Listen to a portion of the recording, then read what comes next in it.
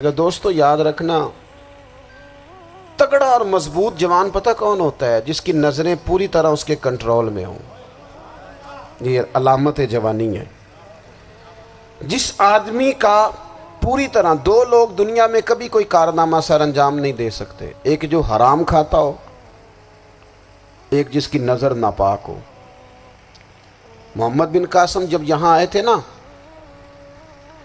تو ایک دن بڑے پریشان تھے، تو ایک بزرگ کہنے لگے آپ کیوں پریشان ہیں؟ کہنے لگے راجہ دہر سے مقابلہ ہے اور ہماری فوج تو سندھ کے رستے بھی نہیں جانتی، زبان بھی نہیں جانتی، لڑیں گے کیسے؟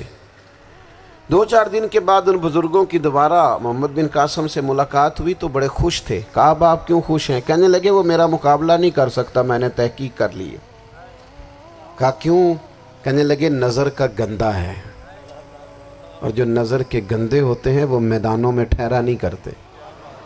میدان کے لیے نکلنے کے لیے پاک جوانی کی ضرورت ہوتی، تطہیر مزاج ہونا ضروری ہوتا ہے، پاکیزہ افکار اور سچی اور سچی ستھری سوچوں کا ہونا ضروری ہوتا ہے۔ اس لیے فرمایا کہ میرا مقابلہ نہیں کر سکتا۔ حضرت عبداللہ ابن حذافہ کمرے میں تھے، تو وزیر کی بیٹی اندر سجی سنوری پہنچ گئی۔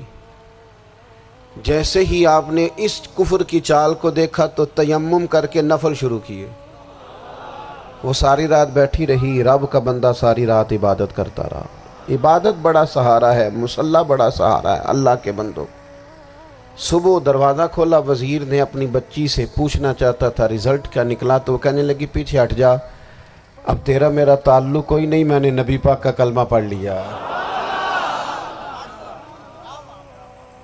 اس نے کہا میں نے بھی زمانہ دیکھا ہے، پر یہ کیا لوگ ہیں، کستوری کے بنے ہوئے، سندل سے دھلے ہوئے، کہ میں ساری رات کمرے میں رہی اور 100 اور 1000 آدمی جس جوان کا مقابلہ نہ کر سکے، اتنا طاقتور جوان کمرے میں رہا اور اس نے نظر اٹھا کے نہ دیکھا۔ او کچا رنگ للاری والا جڑا چڑھدا تے لیندا رہندا ہے، اے عشق تیرے دا رنگ محمد چڑھیا پھر نہیں لیندا۔ میں کہا ایک دفعہ نظر اٹھا کے نہیں دیکھا، کمال ہو گئی۔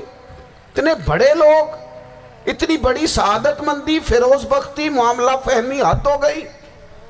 اللہ اکبر۔ دوستو بادشاہ جب پوری طرح ہار گیا نا، اس نے کہا مار دو۔ تیل گرم کیا ایک کڑاہی میں، اور جب آپ کو اس میں ڈالنے لگے تو آپ کی آنکھوں میں آنسو آ گئے۔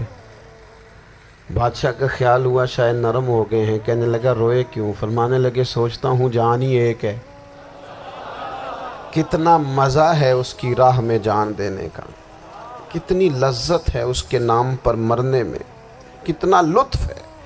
جے تو چڑھیا اتے دار بھی نہیں، تے جے تو وکیا عشق بازار بھی نہیں، تے ایڈا سستا سودا پیار بھی نہیں، تے ایڈا سستا لبدا یار بھی نہیں۔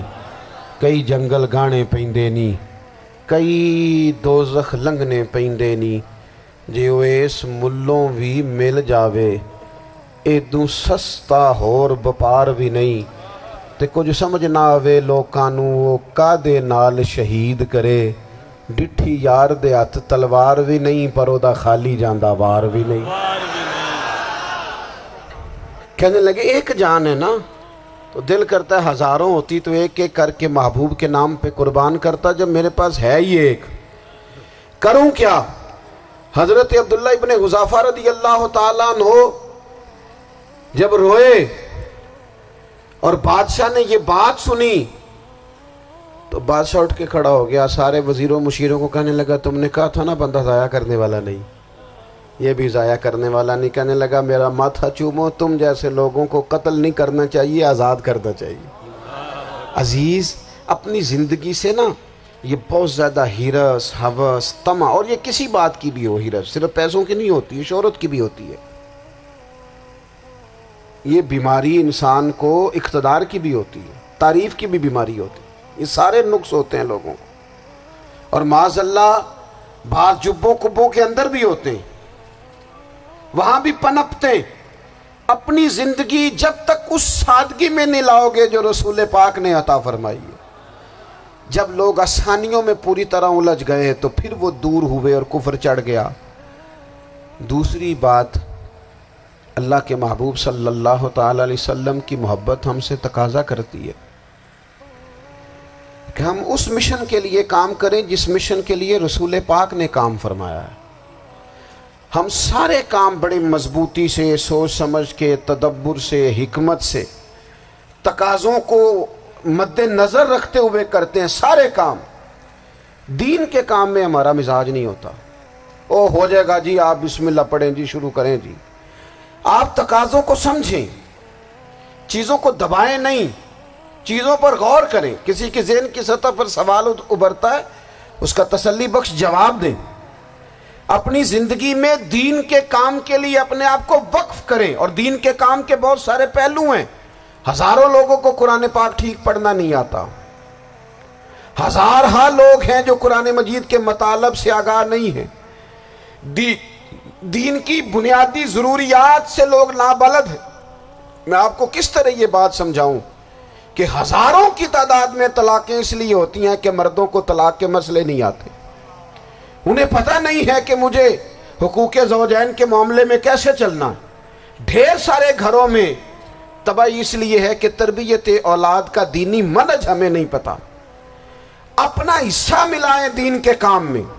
ایک آدمی کو اگر تو نمازی کرنے میں کامیاب ہو گیا، تیری زندگی بدل گئی۔ وہ دین بیزار لوگ جو ہمارے بیچ بیٹھ کے ہماری نوجوان نسل کو پگڑی اور داڑھی کا نام لے کے بنیادی طور پر دین سے دور کرتے، ایسے نوجوانوں کو دین کا پیغام محبت دے کر دین کے قریب کرنا ہماری ڈیوٹیوں کا حصہ ہے۔ ہمیں ذمہ داری کا احساس کرنا پڑے گا، ہمیں یہ خاص قدم اٹھانا پڑے گا، توجہ دینی پڑے گی۔ مساجد، مدارس، میں آپ سے عرض کروں، اتنی ڈٹ کے مخالفت ہوتی ہے نا مدرسوں کی، اتنی ڈٹ کے۔ میں ادارہ چلاتا ہوں، اس کے چلانے میں جو مشکلات ہیں وہ تو ہم بتا نہیں سکتے آپ کو، اس لیے کہ میری قوم، میرا اس قوم سے تعلق ہے جو نعت خواں امیر کرنا چاہتی ہے، مدرسے نہیں۔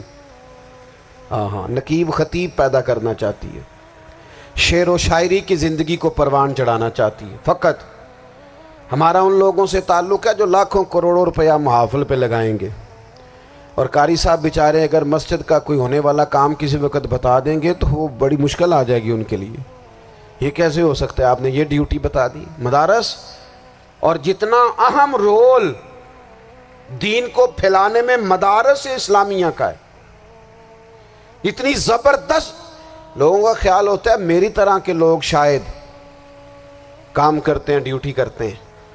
یہ 10-15 لوگ آپ کو نظر آتے ہیں جو آپ کو کہیں میڈیا پر یا ادھر ادھر ڈیوٹی کرتے، مخلص لوگ اپنی جگہ پہ، وہ بھی بڑا ہی کام کر رہے ہیں، جو میڈیا پہ آ کے بھی اخلاص سے اور درد دل سے کو دین کی، ان کی بھی کسی بات کی حوصلہ شکنی نہیں۔ لیکن ہزارہا اساتذہ جو مدارس میں بیٹھ کے پڑھاتے ہیں، جنہوں نے وہ سارے لوگ تیار، آپ سمجھ نہیں سکتے کتنا بڑا کام۔ حفظ کا استاد جو ہوتا ہے نا، اس کی ڈیوٹی 24 گھنٹے ہوتی ہے، فجر سے پہلے، اور اس نے بچوں کو اٹھانا۔ تنخواہ تو ہم انہیں دینا نہیں نہ چاہتے جی، تنخواہ نہیں دے دی انہوں نے، ہمیں مولوی امیر نہ ہو جانا۔ مولوی نو تے سوٹ بھی 27ویں والی رات دے ہے تاکہ کدھر سوان کے عید والے دن پا نہ لوے، چونکہ 27ویں تو بعد تے درزی پھڑتا ہی کوئی نہیں، کیوں حضرت؟ ایسے ہی ہے نا، اس وقت تو نہیں نہ لیتا۔ تو ہم چاہتے ہیں مولوی ہماری مرضی کے ہماری طرح کا سوٹ نہ پہن لے۔ مدارس کی مضبوطی، آپ یہ دیکھ لیں، یہ صلاح الدین ایوبی کا تعلق بھلا کس چیز سے تھا؟